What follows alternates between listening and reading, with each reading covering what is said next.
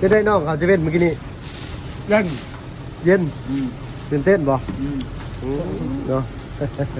โอ้เคยเห็นพลังอยู่บ่ โอ้หลัง เนาะ ต่างชาติพี่หน่อยเนาะ เป็นกระยานเนาะ นมเปรี้ยวอันนี้โมเมนต์อย่างอื่นโดยเนาะ เปิดไว้เครื่องแนวอื่น โมเมนต์เครื่องตู้กำลังโมเมนต์เนาะ สดเข้าไปเด้อกินหวานกันเด้อ FC ทุกคน โดยเนาะเอาดูถึงไหมแล้วทีมขยะดีๆเด้อน้องเด้อเนาะบ่มันมีทางเปิดทีมอยู่น้องนี่ขยะเอามาทีมหนึงสิ กินอยู่ได้ นี่มีทางเข้ามันอยู่นี่ ทางเข้านี่บอก เยิ่มเปิดขึ้นก็ได้นี่โอเคเนาะ มีแต่หน้าเนาะโอ้กว้างๆหน้านี่ นะ หน้านี่ เจ้าบ่เคยเห็นหน้าบ่ ว้าวตุ๊ ก็หน้าของเจ้าบ่ กว้างเลยโอ้ยได้นี่เด้อเนาะสิดีใจแห้งแล้ว เจ้ามักเฮ็ดบ่หน้าเนาะ โอ้ยมากแล้วได้พวกเลยข้างหน้านี่คันก็เฮ็ดนาคันเป็นคือส่วนน้องยังนั่น น้องใส่น้องละน้อย น้องละน้อยนั่นเห็นเขาปลูกเป็นแถวรถ มาฮอดจอดถึงแล้วเด้อพี่น้องบ่ลุงเลยเนาะการเดินทางครั้งนี้ถือว่าตลอดปลอดภัยขอมุกขอบใจป้าลุงทุกท่าน FC ทั้งหลายเนาะที่เป็นกำลังใจให้ทางทีมงานทำมาโดยตลอดเนาะสอนเป็นไรตื่นเต้นอยู่ป่ะ ไปเข้าไปในแม่สิยืนยังอยู่นี่เนาะ เนาะ การนั่นแหละถังฮะ โอ้ยเขียวฮักยังไงนี่มึงก็ด้วย มีแต่หน้าเนาะโอ้กว้างๆหน้านี่ นะ หน้านี่ เจ้าบ่เคยเห็นหน้าบ่ ว้าวตุ๊ ก็หน้าของเจ้าบ่ กว้างเลยโอ้ยได้นี่เด้อเนาะสิดีใจแห้งแล้ว เจ้ามักเห็ดบ่หน้าเนาะ โอ้ยมากแล้วคันใด เอาวันจันทร์เจ้าอยู่บ้านเจ้าบ่ได้มีหน้ามันมีแต่เห็ดให้เนาะ โดยมีแต่เห็นให้ กับชักเอาเนาะ โดยกว้างเนาะ กว้างแล้ว กว้าง โอ้ยเนาะสบายดีป้าลุงจุ๊นะ สบายดีป้าลุง เบิ่งความตื่นเต้นของน้องเพิ่นพี่น้องเนาะ กว้างเลย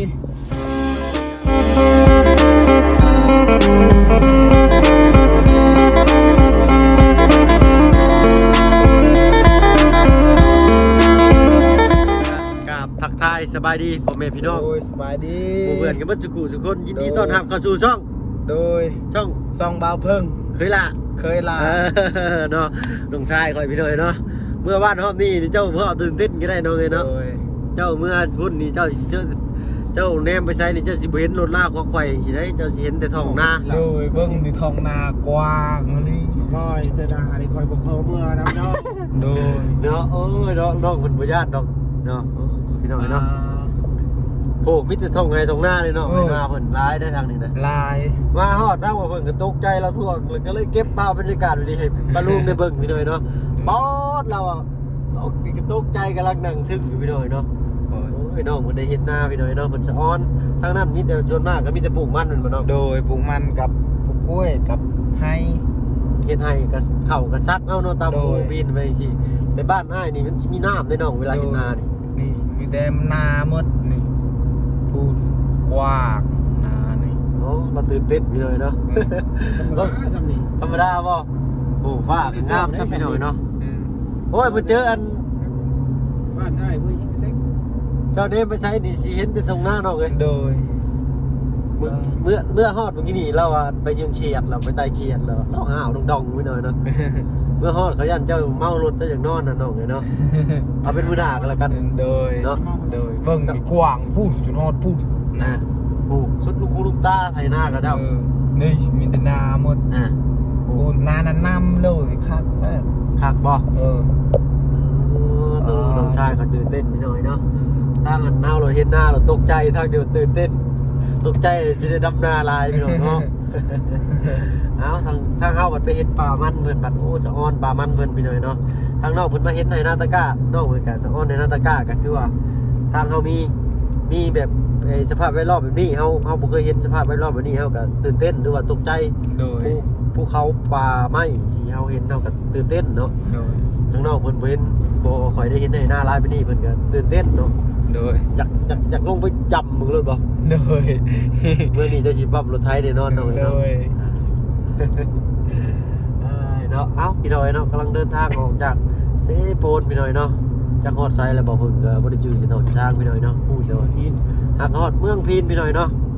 เมืองพีนซ้อนเคยมาหอดผีป่ะ มันเคยมาฮอดพี่บ่เนาะ บ่เคย ฮอดแต่เซโปนบ่ ฮอดแต่เซโปนแล้วครับมือเฮือน เด้อเนาะโอ้ย โอ้ยมีแต่ท้องนาหมดนี่นี่คือสิคักแล้วสบายแล้วบ่ได้เฮ็ดหลายแนวเฮ็ดแต่หน้านี่ เห็นแต่หน้านี่คือสบายแล้วบ่เนาะ เฮ็ดหลายแนวพูดมันก็เมื่อยกัน จริงแล้วได้พูดก็เมื่อยเป็นความนอกมันได้พี่น้อยเนาะนอกมันได้เฮ็ดทั้งหน้าแล้วก็ซักลุงหน้าแล้วปุ๊บแล้วก็อันเฮ็ดมันต่อเนาะเฮ็ดมันก็เฮ็ดกล้วยอีก โดยหลายแนวพูด กะอย่างละน้อย แต่ว่าหลายพี่น้อยเนาะหลายความดูแลหลายความรับผิดชอบ อันนี้คือว่าเฮ็ดหน้าปุ๊บแล้วก็เฮ็ดหน้าปุ๊บแล้วก็เฮ็ดหน้าเนาะ บ่ได้เฮ็ดหลายแนวนี่ แต่ว่าน้องเพิ่นยังตื่นเต้นอีกอย่างหนึงทางนี้รถเวียดบ่หลายปานใดเพิ่นว่า โดย เนาะรถใหญ่บ่หลายเนาะน้อง บ่ เนาะ ได้หลาย ทางนั้นใกล้ชายแดนเวียดได้เพิ่นแยกออกไปทางนั้นทางบ่อคำก็หลายเนาะ โดย เพิ่นก็ไปทางอันยังเกาะทางเมืองนองน้ำแน่เนาะ โดย ไปแยกกันอยู่ในหันเนาะลงไปทางนี้ก็นี่แหละพี่น้อยเนาะ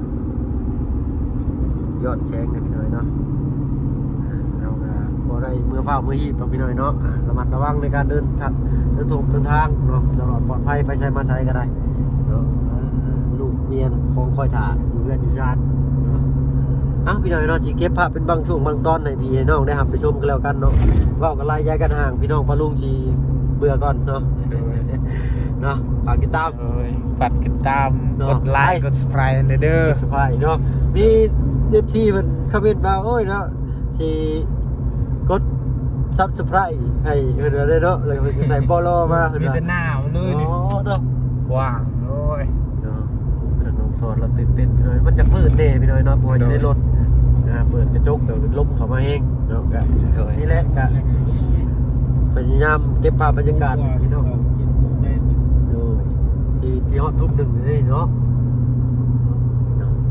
เอากับค่อยๆไต่ค่อยๆห้านเมื่อพี่น้อยเนาะ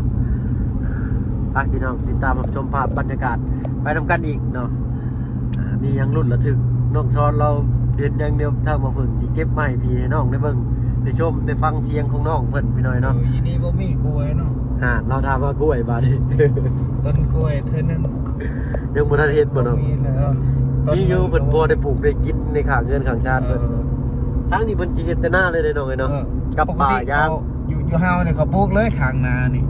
คันก็เฮ็ดนาหั่น เป็นคือส่วนน้องยังนั่น น้องใช่น้องละน้อย น้องละน้อยนั่นเห็นเขาปลูกเป็นแถวรถ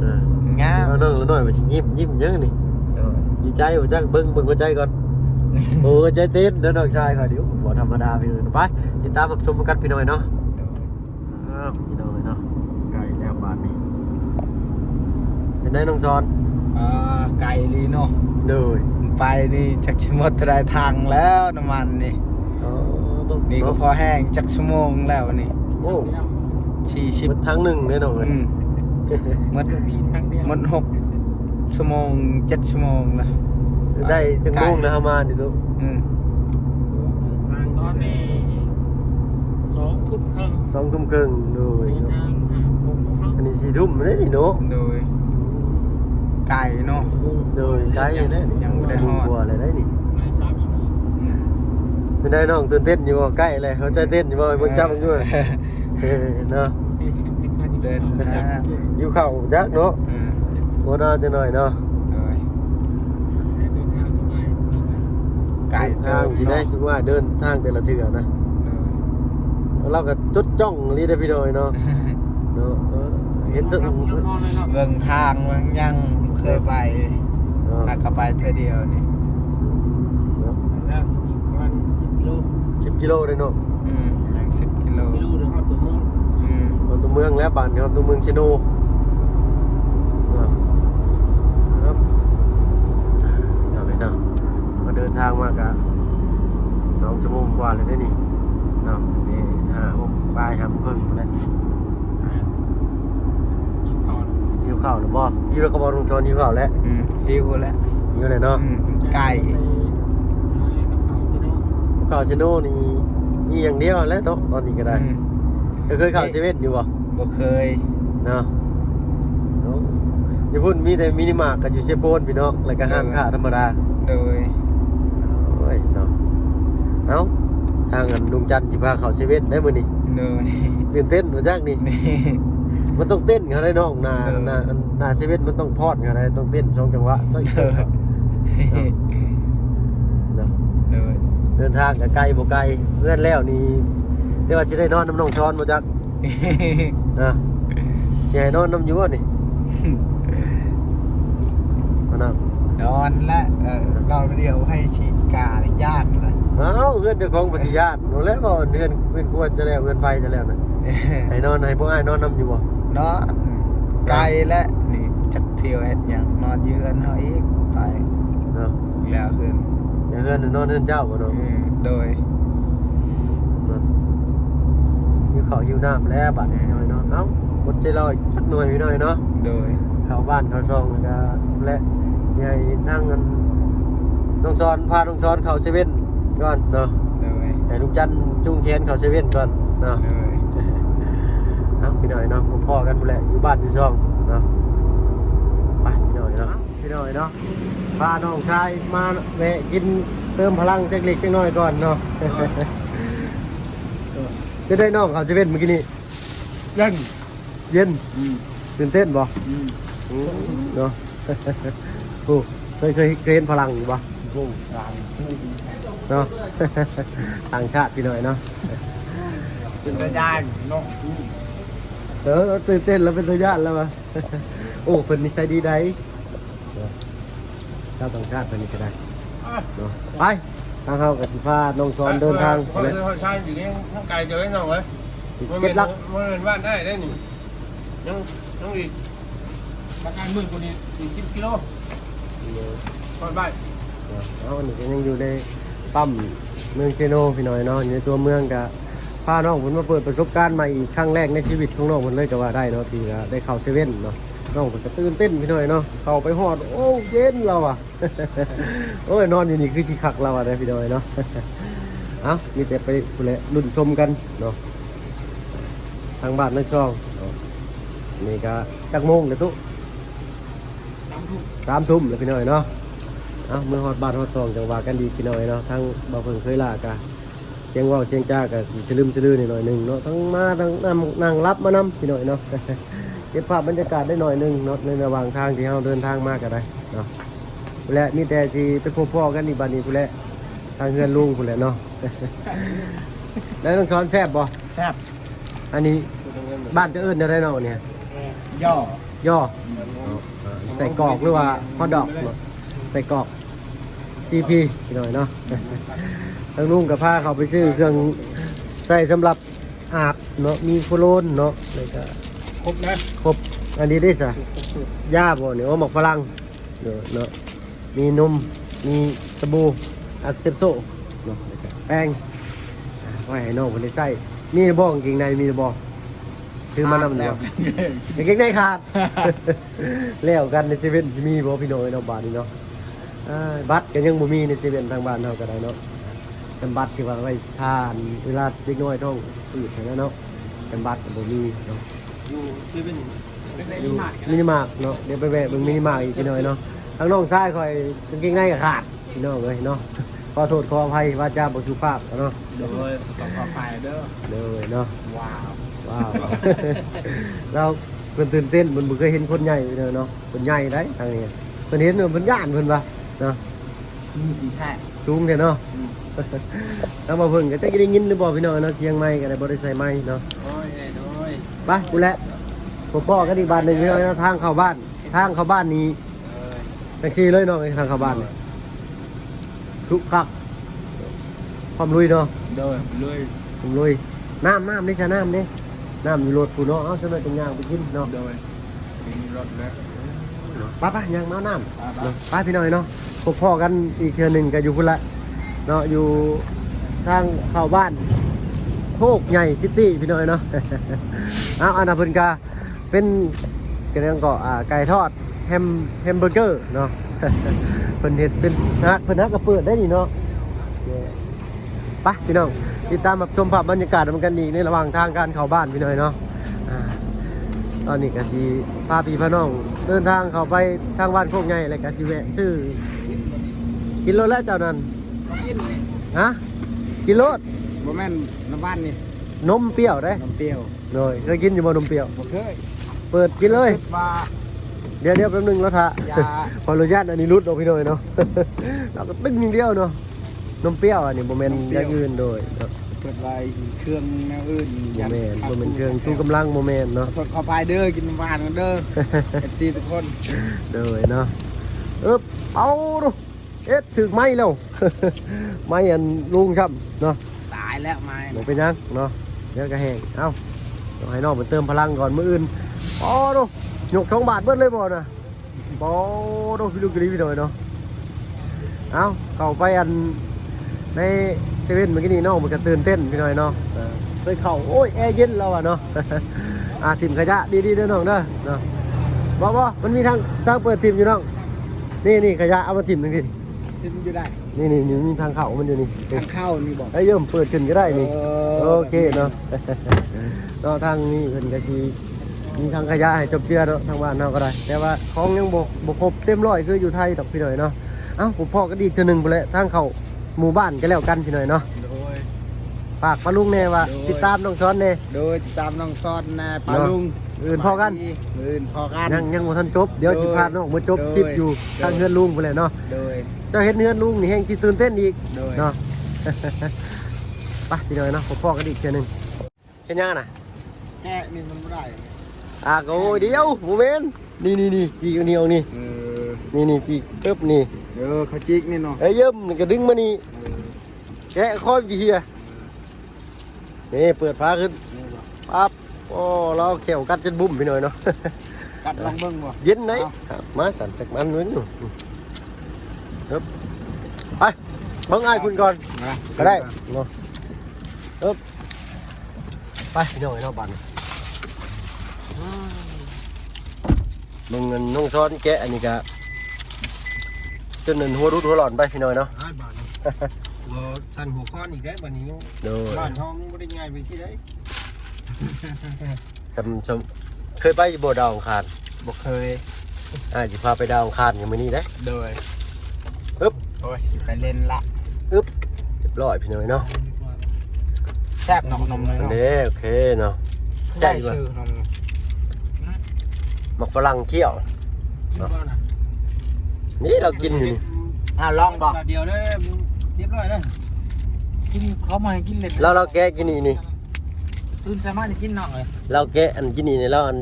กัดเด้ กัดปลาขวด อ๋อ เนาะ เดือนละ2เม็ด เก็บไว้เนาะเก็บไว้กินยำเงาเนาะ โดย คนกำลังกินนะเนาะ อายุ18 ปีเนาะคนกำลังเจริญอาหารเนาะน้องคนก็ได้ คนก็เศร้าเว้ย โอ้ยน้ำท่วมให้ท่วมคันแน่ ไปออกทางเก่าแม่นลงทางแล้วบ่ เนาะมันเป็นอันถนนบนอื่นเชียงเกาะวันวีเนาะมันเป็นวงเวียนเนาะ โดย เอาทั้งก้าวกับย้อนซ้อนได้ต้องซ้อน อันนี้เปิด จับแล้ว เปิดตลอดเลยนี่ฮะ มันนะ ไปพี่น้อยเนาะพอๆกันพุ่นแหละทางเข้าบ้านเดี๋ยวพาน้องเพิ่นตะลุยเข้าไปในดินแดนในช่วงอวกาศหรือว่าดาวอังคาร โดย ว่าไปเรื่อยๆบ่เพิ่งกันเนาะพี่น้อยเนาะเอ้ารุ่นกันพี่น้อยเนาะ โดย เลยเลยบ่ โด เฮ้ ย ยนี่ทางกับบ้านเด้อ โดย นี่ทางเข้าบ้านจะเบิ่งดูนี่มือนี่คืออยู่ เอาไปชิบอยู่บ้านโคกให้เรากลับเมือง พี่น้อยเนาะ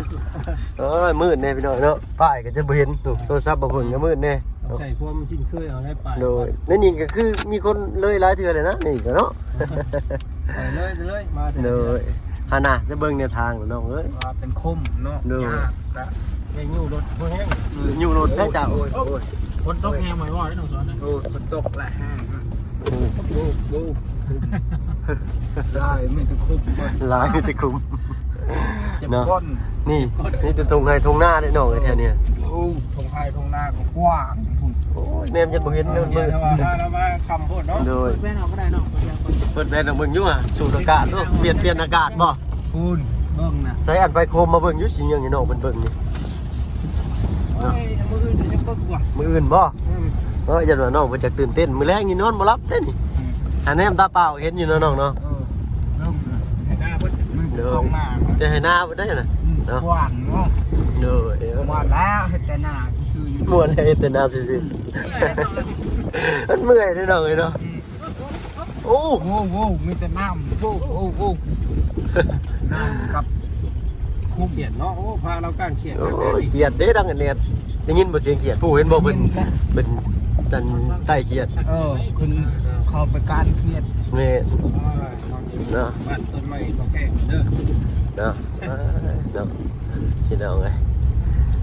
ดีใจน้องๆเพิ่นเนาะที่ว่าเพิ่นมาเห็นเพิ่นก็ยังกระชุ่มกระชวยยังดีอกดีใจยังตื่นเต้นเนาะอยากให้น้องเพิ่นมีโมเมนต์แบบนี้แหละเนาะอยู่ พี่ฮะรถแน่เนี่ยนี่ผมเคยนั่งรถไกลไปนี่เสื้อ นี่ เพื่อนเราตื่นเต้นกว่านี้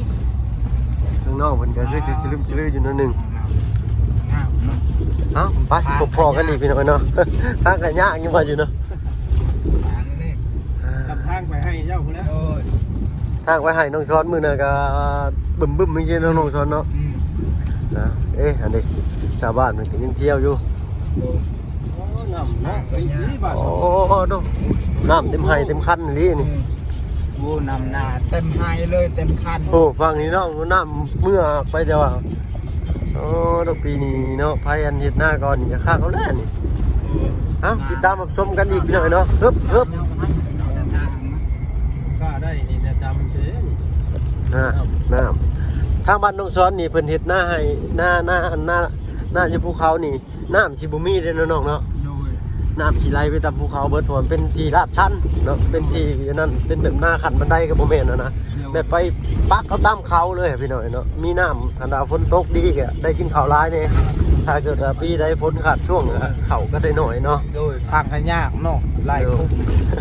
ทางกันยากเนาะลุงชวนเรามาได้ พี่หน่อยเนาะ ทำมาอายุทำ โอ้แต่ว่าหน้าฝนขักอยู่เนาะลุงเนาะมือเลือดเตือนตาดดิ ต้นไปแล้ว รถนี่กันลงของลงคลองไปเลยคันว่าหน้าฝนมากขักนี่ก็ได้เนาะเพิ่นยังเงินบูรณะอยู่เพิ่นยังออกมาบ่ฮอดพี่หน่อยเนาะ ปึ๊บปึ๊บ ทางนี่ โอ้ยคือสงสารน้องคอยดีบ้านี้ โอ้ยแล้วอ่ะเอ้าใกล้เลยแหละน้องเอ้ยน้องอีกเล็กน้อย โดย พี่น้องเอ้ยใกล้เลยแหละเคยเห็นนั่นเบาเตียงทองบ่ มาคอนเทนต์ เอ้าเบิ่งเฮือนเราก่อนก็ได้เนาะเพราะว่าทั้งน้องซ้อนยังบ่เคยเห็นนี่แหละเฮือนเบาเตียงทองเพิ่นพี่น้อยเนาะ เพิ่นฮู้จักอยู่บ่เบาเตียงทองนี่พี่น้อยเนาะเป็นเฮือนเพิ่นเนาะแต่ช่วงนี้เพิ่นลงใต้พี่น้อยเนาะโอ้ห้านเพิ่นก็ยังบ่ทันปิดได้เอาไปอีกพี่น้อยเนาะยังจักหน่อยอึ๊บโอ้คอยทางตลอดนะน้องชายเขานี่พี่น้อยเนาะ มื้ออื่นพบพ่อกันอยู่ตรงไหนตรงหน้าเด้อพี่น้อยเนาะฝากกดไลค์กดติดตามน้องสอนน้องชายเนี่ยเด้อพี่น้อยเนาะน้องสอนคนขยันเนาะ เนาะมาฮอดจอดถึงเลยก็มีโทรศัพท์มีอันเฟซมีไลน์ไอ้น้องอยู่บ่อยู่ทางบ้านก็แชทบอกทางเพิ่นเด้อเนาะส่งข้อความเสียงฮอดเด้อสันเนาะ โดย แต่พี่น้อยเนาะกำลังเข้าฮอดพิมพ์หมู่บ้านอึ๊บ ทางได้ อึ๊บน้องตัวทุกคลอง อันนี้ก็เฮือนเบาเสียงอันนี้โอ้ขอโทษขออภัยเฮือนเบาลีคุณจักเบาลีอยู่บ่ จัก คุณจักเนาะเบาลีเนาะ บ่แม่น เบาเสียงในหูอยู่เนาะ เบานวดโฮอยู่ เบานวดลุงหนวดเด้อน้องเด้อ ลุงนวด โดยลุงหนวดลุงเฮิมเนาะเนาะพี่น้องให้น้องรุ่นไปต้องการพุ่นแหละหน้าบ้านหน้าซองของทั้งลุงเขาบอกพี่น้องเอ้ยปึ๊บเป็นอะไรน้องบ้านหน้าซองอะไรนี่ บ้านเช่าแล้ว เนาะเป็นสิฮอดเป็นลุงจันทร์เด้อพี่น้องเนาะถ้ามีฟืนมีไฟเนี่ยเป็นบางหลังเนาะเพราะว่าทั้งเงินชาวบ้านชาวซองเพิ่นก็ออกไปมื้อให้มื้อหน้ามาบัดนี้ทางเพิ่นสิลงเอารถก่อนพี่น้องเนาะ โอ้ฮอดเลยนี่เพื่อนไผนี่เจ้าอ่ะเพื่อนลุงจันทร์ได้นี่เนาะ ต้องฮอดเด้อพี่น้อยเนาะตื่นเต้นอยู่บ่น้องคือเป็นหน้าจืดๆเลยนั่นเมารถบ่นี่เอ้ากระสั่นในน้องอันไปทาอ้ายอยู่หน้าบ่บุญก็แล้วกันเดี๋ยวทางอ้ายสินำลังกันไปเนาะโดยไปพี่น้อยเนาะ โดยเนาะมื้อหน้าจังมาเบิ่งใหม่เนาะ สบายดี เนาะพุ่นแหละเดี๋ยวอ้ายยังสิไปหาเจ้าอยู่พุ่นอยู่เนาะ เอ้าพี่น้องเนาะ มาฮอดจอดถึงแล้วเด้อพี่น้องบ่ลุงเลยเนาะการเดินทางครั้งนี้ถือว่าตลอดปลอดภัยขอมุกขอบใจป้าลุงทุกท่าน FC ทั้งหลายเนาะที่เป็นกำลังมุกกำลังใจให้ทางทีมงานทำมาโดยตลอดเนาะ โดย สอนเป็นไรตื่นเต้นอยู่ป่ะ ตื่นเต้น ไปเข้าไปได้ไหมสิยืนยังอยู่นี่เนาะ เอ้ยเนาะ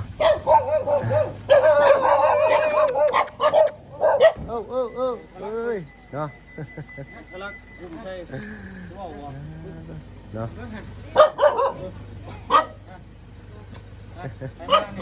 เลย เนาะเอ้าพูดดิสบายดีเพิ่นอยู่หาเนาะ โอ้ยสบายดี โอ้ยบ้าอะไรแขกพิเศษ เนาะไอ้วินเนอร์ก็รอถ่าอยู่เนาะ เอาเนาะกะมาฮอดจอดถึงกะฝากปลาลุง FC ยังอยู่ตรงละเนาะฮอดเด้อพี่น้อยเนาะ โดยฮอดเลยเด้อพาลุง FC เนาะ กดไลค์กด subscribe ให้เด้อ โดยเนาะ ขอบคุณหลายๆเด้อพาลุง โดยเนาะติดตามเป็นมืออื่นกันแล้วกันเนาะน้องจอนว่า โดย เอาจีมีหยังเฮ็ดมืออื่นเนาะ โดย คือหน้าจะจืดวันนี้เนาะ ใส่งานแล้วยังเฮ็ด เนาะฮะเนาะโอ้ยเนาะเอาสำหรับคลิปนี้ลาแล้วพี่น้อยเนาะมาฮอดตลอดปลอดภัยเนาะฝากติดตามทางน้องสอนแน่พี่น้อยเนาะทางนี้ก็มารอถ่ายรอคอยสบายดีเนาะทางแม่น้องวินเนอร์ ไปทางเฮาก็เว้ากันไล่ใจกันห่างพอๆกันคลิปหน้ากันแล้วกันพี่น้องเนาะสำหรับคลิปนี้ลาแล้วเอาเป็นว่าสบายดีเนาะ